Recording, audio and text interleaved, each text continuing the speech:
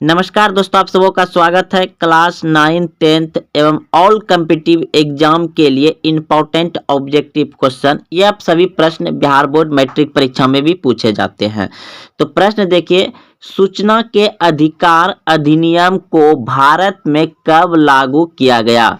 सूचना के अधिकार अधिनियम को भारत में कब लागू किया गया? तो 12 अक्टूबर 2005 में लागू किया गया था सूचना का अधिकार। तो आइए अब इसे अच्छे से और पूरा व्याख्या के साथ समझते हैं, ताकि आपको 2 नंबर से ही पूछा जाए तो आप आराम से लिख दीजिएगा। देखिए, सूचना का अधिकार अधिनियम एक ऐसा कानून है जो भारत के नागरिकों को सरकारी विभागों और संगठनों से संबंधित सूचना मांगने का अधिकार देता है। सूचना का अधिकार एक ऐसा कानून है जो कि भारत के सभी नागरिकों को सरकारी विभाग, सरकारी संगठन में जो भी उसके अंतर्गत काम किया जाए, उन सभी का सूचना सभी भारतीय नागरिक को उपलब्ध कराया जाए, यही एक कानून था। यानी कि आप लोग अच्छे समझ गए कि भारत के नागरिकों को सरकारी विभागों और संगठनों से संबंधित सूचनाएं मांगने का अधिकार देता है। इस कानून को 12 मई 2005 को संसद द्वारा पारित किया गया था। यानी कि देखिए, कोई भी कानून लगाने से पहले उसे संसद द्वारा पारित किया जाता है, उसके बाद उसके आगे जाता है। तो देखिए, 15 जून 2005 को राष्ट्रपति की अनुमति मिली थी। संसद में 12 मई 2005 को सूचना का अधिकार कानून पारित किया गया संसद द्वारा, और फिर 15 जून 2005 को राष्ट्रपति की अनुमति मिली थी। इस कानून को 12 अक्टूबर 2005 को पूरे देश में लागू कर दिया गया था। तो आप सभी अच्छे से समझ गए कि 12 अक्टूबर 2005 को पूरे देश में लागू कर दिया गया था क्या? सूचना का अधिकार। प्रश्न है, संयुक्त राष्ट्र संघ की स्थापना कब हुई? संयुक्त राष्ट्र संघ की स्थापना हुआ 24 अक्टूबर 1945 को। ऑप्शन नंबर बी बिल्कुल सही है, 1945 को।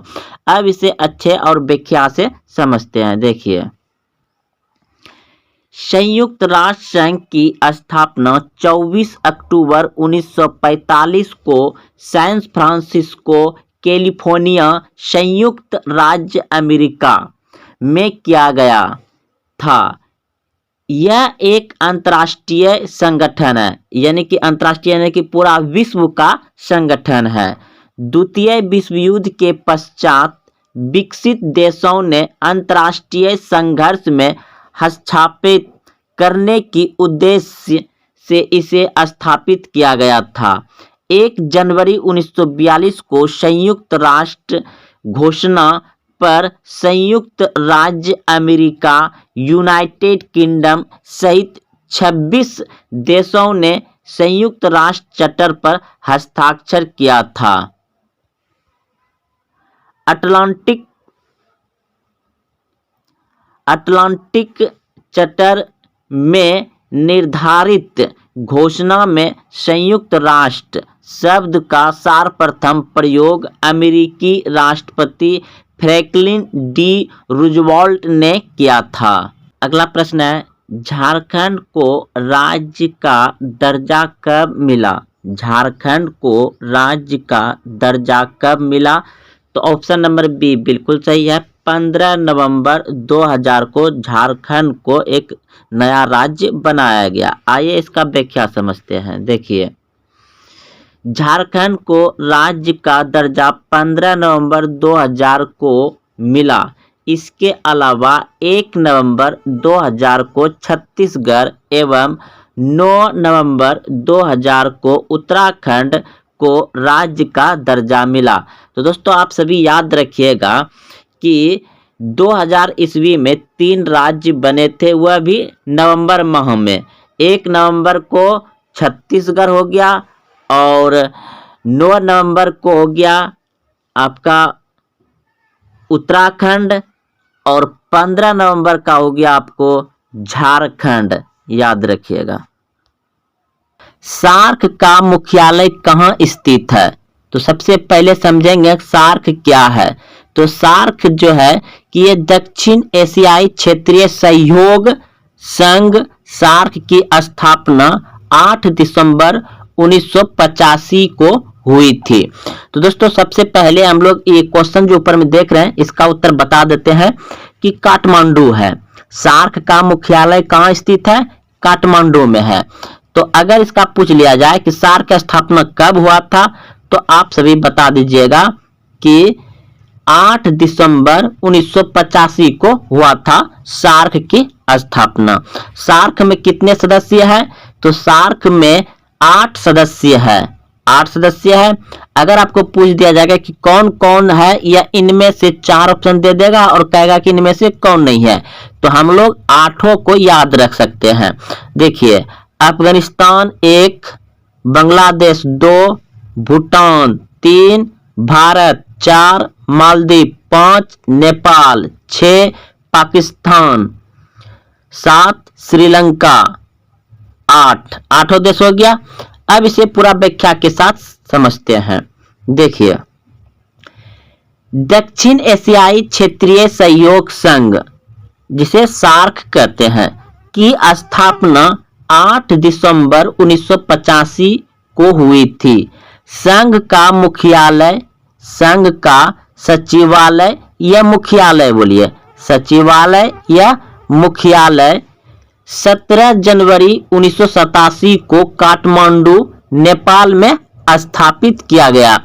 तो आप सभी याद रखिएगा कि सार्क देश की स्थापना 8 दिसंबर 1985 को हुई थी। इसका मुख्यालय या सचिवालय कहाँ है? तो काठमांडू में है।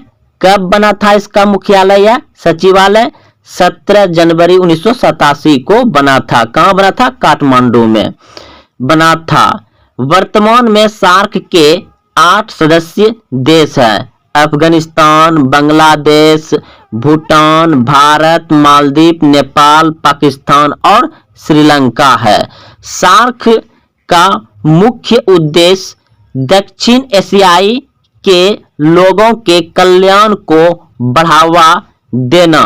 तो दोस्तों आप लोग समझ गए सार्क का मुख्य उद्देश्य क्या है? दक्षिण एशिया के लोगों के कल्याण को बढ़ावा देना। इसकी स्थापना के समय इसमें 7 सदस्य देश थे। इसकी स्थापना जब हुआ था उसमें 7 ही सदस्य देश थे। वर्ष 2007 में अफगानिस्तान सार्क का 8वां सदस्य बना। तो दोस्तों अगर आप इतना लिख दीजिएगा तो आपको 2 नंबर आराम से मिल जाएगा सार्क के बारे में। तो आप लोग अच्छे से समझ गए होंगे। मिलते हैं फिर अगला टॉपिक और बहुत अच्छे प्रश्न के लेकर के उसका व्याख्या सहित। जय हिंद, जय भारत। क्लोरोफिल वर्णक का रंग है, क्लोरोफिल वर्णक का रंग है हरा। ऑप्शन नंबर ए सही है, हरा। अगला प्रश्न है, पाचन की क्रिया पूर्ण होती है, पाचन की क्रिया पूर्ण होती है, यानी कि पाचन का पूरा काम निपटा लेता है कहाँ? तो छोटी आंत में। ऑप्शन नंबर सी सही है, छोटी आंत में पाचन की क्रिया पूर्ण होती है। अगला प्रश्न है, शरीर में भोजन का पचना किस प्रकार की अभिक्रिया है? शरीर में भोजन का पचना किस प्रकार की अभिक्रिया है? तो ऑप्शन ए बिल्कुल सही है, उपचयन। अगला प्रश्न है, कवक में पोषण की कौन सी विधि है? कवक में पोषण की कौन सी विधि है? तो मित्यजीवी। ऑप्शन नंबर बी सही है, मित्यजीवी। अगला प्रश्न है, मनुष्य के मुख गुहा में कितने जोड़े लाल ग्रंथियां पाई जाती हैं? मनुष्य के मुख गुहा में कितने जोड़े लाल ग्रंथियां पाई जाती है? तो 3। ऑप्शन नंबर सी सही है। अमीबा का मुख्य भोजन है, अमीबा का मुख्य भोजन है, तो ऑप्शन नंबर डी बिल्कुल सही है। इनमें सभी हो जाएगा, इनमें सभी, शैवालों का टुकड़े, बैक्टीरिया, इनमें तीनों हो जाएगा सभी। अगला प्रश्न है, स्वाद कलियां पाई जाती है, स्वाद कलियां पाई जाती है। तो जीभ की ऊपरी सतह पर, जीभ की ऊपरी सतह पर स्वाद की कलियां पाई जाती है। अगला प्रश्न है, निम्नलिखित में किसे प्रकाश संश्लेषी अंगक कहते हैं? निम्नलिखित में किसे प्रकाश संश्लेषी अंगक कहते हैं? तो पत्ती को, ऑप्शन नंबर बी सही है, पत्ती। अगला प्रश्न है, प्रकाश संश्लेषण द्वारा किसकी प्राप्ति होती है? प्रकाश संश्लेषण के द्वारा किसकी प्राप्ति होती है? तो ग्लूकोज, ऑप्शन नंबर सी सही है, ग्लूकोज। अगला प्रश्न है, इनमें कौन सी रचना द्वारा अमीबा में भोजन का अंतर्ग्रहण होता है? इनमें कौन सी रचना द्वारा अमीबा में भोजन का अंतर्ग्रहण होता है?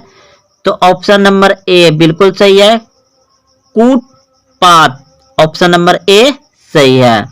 अगला प्रश्न है, ग्रहणी भाग है, ग्रहणी भाग है किसका? तो छोटी आंत की, ऑप्शन नंबर सी बिल्कुल सही है, ग्रहणी भाग है किसका? छोटी आंत का। अगला प्रश्न है, मनुष्य के शरीर की सबसे बड़ी ग्रंथि है, मनुष्य के शरीर की सबसे बड़ी ग्रंथि है अग्नाशय, ऑप्शन नंबर बी सही है, अग्नाशय। अगला प्रश्न है, निम्नलिखित में कौन सा पीएच मान भास्मिक विलयन को दर्शाता है? तो ऑप्शन नंबर डी बिल्कुल सही है, 9 हो जाएगा। अगला प्रश्न है, तांबा और जिंक के मिश्र धातु को क्या कहते हैं? तांबा और जिंक के मिश्र धातु को क्या कहते हैं? तो पीतल कहते हैं, ऑप्शन नंबर ए सही है। एल्युमिनियम धातु का अयस्क निम्न में कौन सा है? एल्युमिनियम धातु का अयस्क निम्न में से कौन सा है? तो बॉक्साइड, ऑप्शन नंबर बी सही है, बॉक्साइड एल्युमिनियम का अयस्क है। अगला प्रश्न है, सबसे कठोर प्राकृतिक पदार्थ, सबसे कठोर प्राकृतिक पदार्थ हीरा, ऑप्शन नंबर डी सही है, हीरा। अगला प्रश्न है, आवर्त सारणी के किसी वर्ग में ऊपर से नीचे आने पर तत्व का धात्विक गुण क्या होता है? आवर्त सारणी के किसी वर्ग में ऊपर से नीचे आने पर तत्व का धात्विक गुण बढ़ता है, ऑप्शन नंबर ए सही है, बढ़ता है। आवर्त सारणी के किसी वर्ग में ऊपर से नीचे आने पर तत्व का धात्विक गुण बढ़ता है, ऑप्शन नंबर ए सही है।